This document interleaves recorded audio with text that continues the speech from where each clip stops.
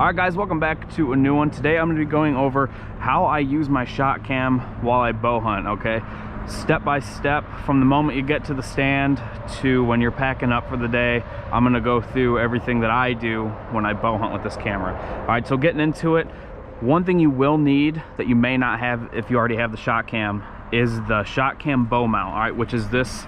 It looks like a stabilizer. This is actually ShotKam's mount, all right? It's a longer, kind of looks like a stabilizer, but it screws into your stabilizer mount right here, right next to the Bowtech logo, screws in right there, and it acts as a 12 gauge barrel. It's the same diameter as a 12 gauge barrel. I have the 12 gauge, as you can see, I have the 12 gauge mount right there.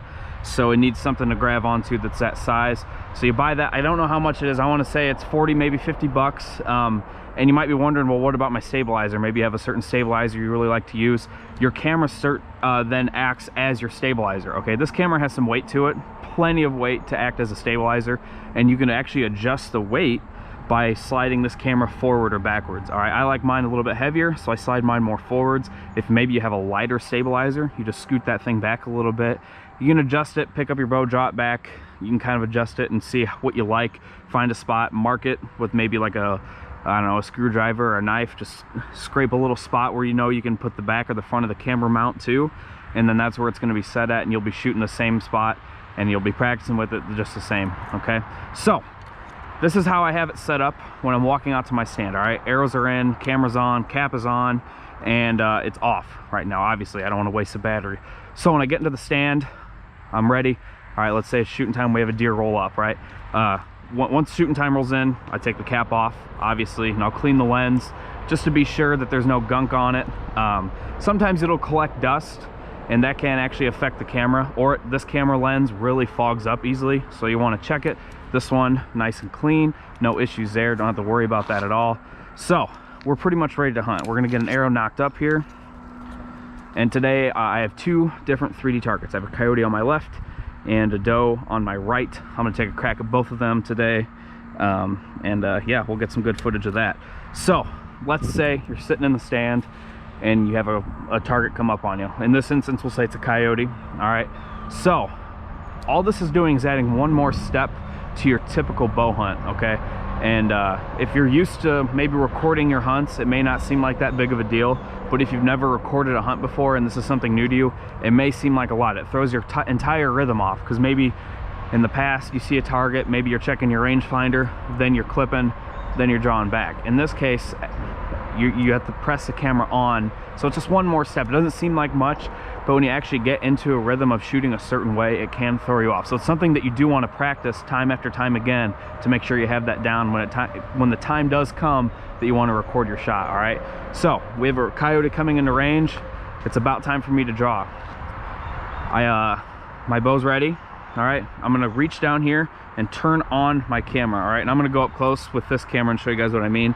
There's a button on the back here, turn it on, turns orange, green. Green means it's ready to go. It is wanting you to shoot and it's gonna record. So I turn it on, and it'd be a much quicker motion than that. I'd see this animal come up, clip, and then I'm clipping my release on, drawing back.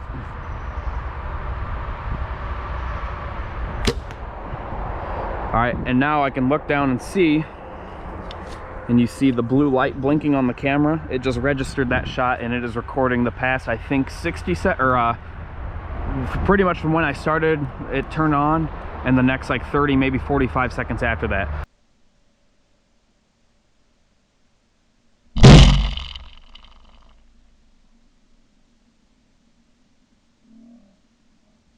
So it's important when you shoot to keep that on. All right, let's say you take a shot and a deer runs off.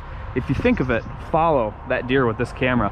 It can actually really help out. Maybe you made a shot you weren't so positive on, and you see a lot of guys in other videos, they'll go back home before they track a deer thinking, well, maybe I didn't make a good shot. With this camera, you kind of eliminate that, because you're getting an up close front row view of that arrow going into the animal, and you can see exactly what happened. Penetration, you get an idea what the blood looked like immediately of it coming out. Are you gonna get a good blood trail?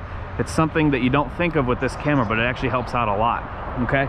So it is done blinking, which means it captured a video, it saved it to the card, it's good to go. So after I get that, all right, so let's say I shot that animal, took off running, this is done recording. The blue light won't stop blinking. I don't know if you can see it down there, it's just green. I'll press it again, camera is off. I'm not wasting any more battery, okay? So now this would be acting as the next hunt, okay? That's all I need out of the camera right there. After that hunt, unless you're shooting multiple animals per hunt, if that's your case, then you just shut it off. Next time you're ready to shoot, turn it back on, shoot, repeat the process. I'll give you another example with this deer out here. Okay, we're gonna go through the exact same steps. So, animal comes in. I see it turn green. I'm clipping up, drawing back, and we're gonna kill this deer.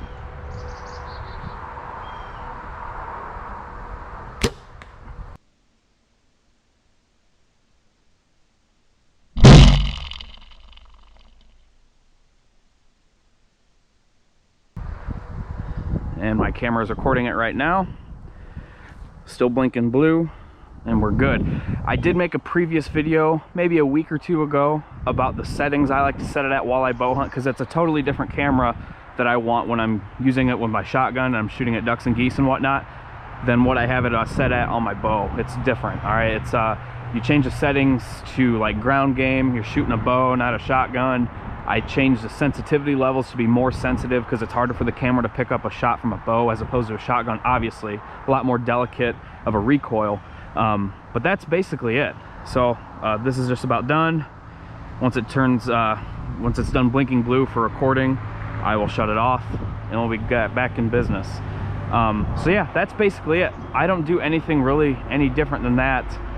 When I record my hunts, I record them with my GoPros and this, and I think it's a good, I didn't even want to say second option to the actual camera that people have like on the, I don't know what you even call them, the limbs where they rotate and follow the deer, because this gives you an up-close personal view that I don't see in any other hunting videos right now. So this camera, although it's primarily used for shotguns, awesome tool to have in the tree stand while you're bow hunting too.